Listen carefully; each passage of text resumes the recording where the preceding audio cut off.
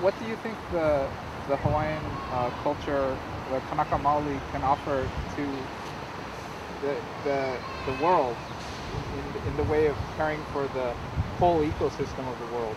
I mean, there are great examples here of very good things that in Hawaiian tradition, in Kanaka Maoli tradition, that has been practiced here. I mean, maybe the good aspects of that could be shown to the world. Yeah, well, as far as natural resource management, conservation, taking care of ecological ecosystems and whatnot, a really simple, in a lot of ways, appears to be simple on the surface, right? But very complex in its practice is the ahupua'a system, right? So everything in the ahupua'a system, for the most part, in general now, I mean, I'm not getting into specifics, but for the most part, functions around the river, right? Around the Kahawai, right? And from the mountain down to the ocean, everything is set up along that river system.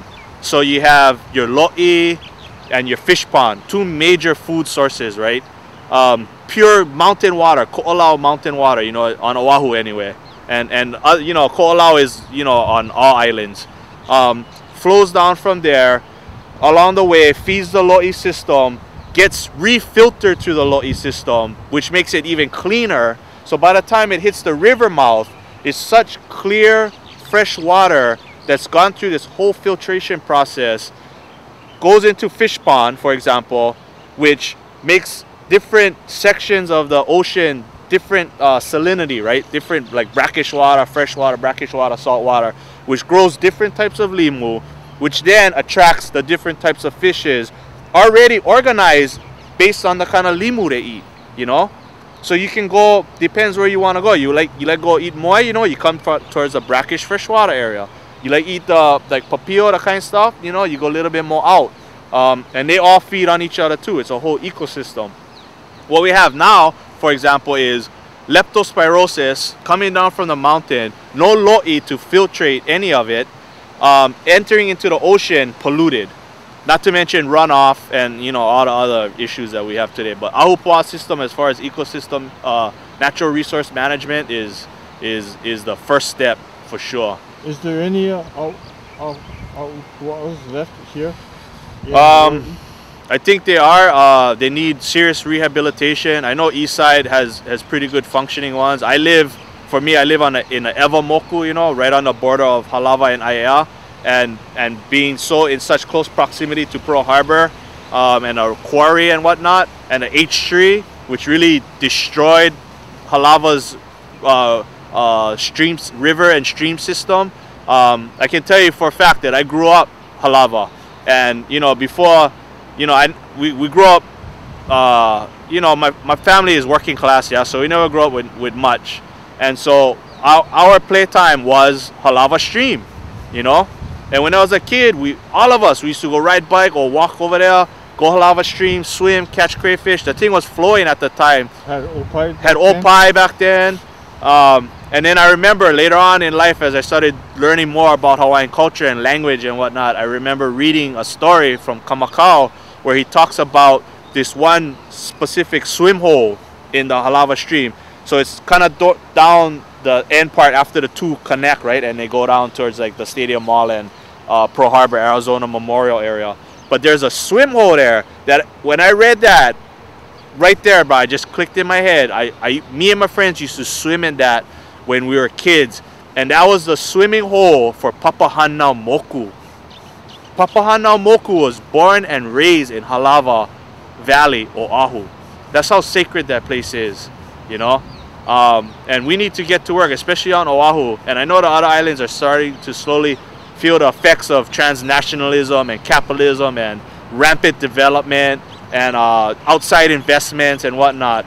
But them and us on Oahu, we gotta really start rehabilitating our ahupua'a because, and specifically our streams, because there'll be a day when those boats don't bring your bottled water and your packaged kiwi fruit for Costco and your Kirkland $10 pizza, you know what I mean? I mean, I eat them, it's cheap, I'm broke, you know, I gotta survive too, but I really would prefer eating fresh kalo and fresh fish that was not polluted and filled with antibiotics, genetically modified. Who knows? You know, we don't even know where our food comes from anymore, which is really another contributing factor to our sickness. And the best practices, you know, environmental